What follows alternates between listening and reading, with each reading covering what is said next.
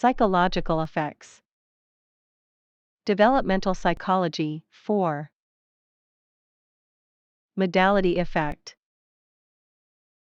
The modality effect is a term used in experimental psychology, most commonly found in areas dealing with memory and learning, to refer to how a learner's performance depends on how the item being studied is presented.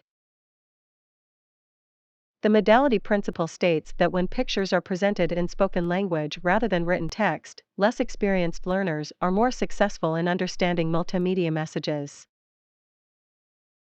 This principle helps limit overloading of the brain, so deeper learning may occur. When graphics and audio are combined to present information, learners process information through two independent processing channels. Graphics are processed by the visual channel, whereas audio is processed by the auditory channel. Each element has its own path to the brain. When this equation adds text, visual channels become overloaded as text and graphics overlap, adding unnecessary complexity as they compete for the learner's attention.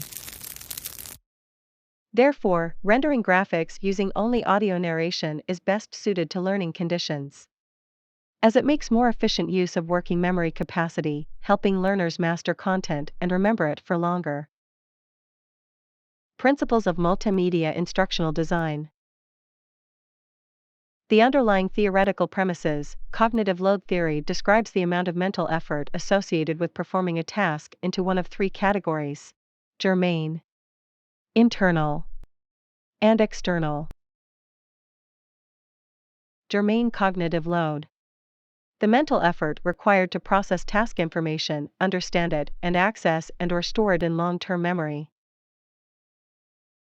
For example, seeing a math problem, identifying the values and operations involved, and understand that your task is to solve math problems. Intrinsic cognitive load. The mental effort required to perform the task itself, for example, actually solving a math problem. Extrinsic cognitive load. The mental work imposed by the way the task is delivered, which may or may not work. For example, on a page that also contains an ad for a math book, find the math problem you should solve. Design.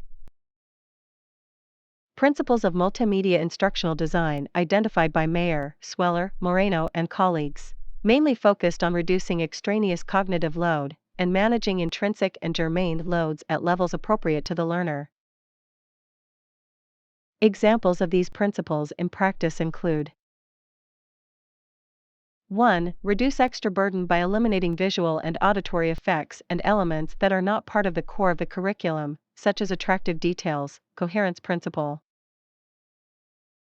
2. Control internal load by dividing lessons into smaller parts, and give learners control over how quickly they progress through the course material, segmentation principle. 3. Transmit verbal information through audio presentation, voiceover, to reduce the associated burden, while convey relevant visual information through static images or animations, modality principle.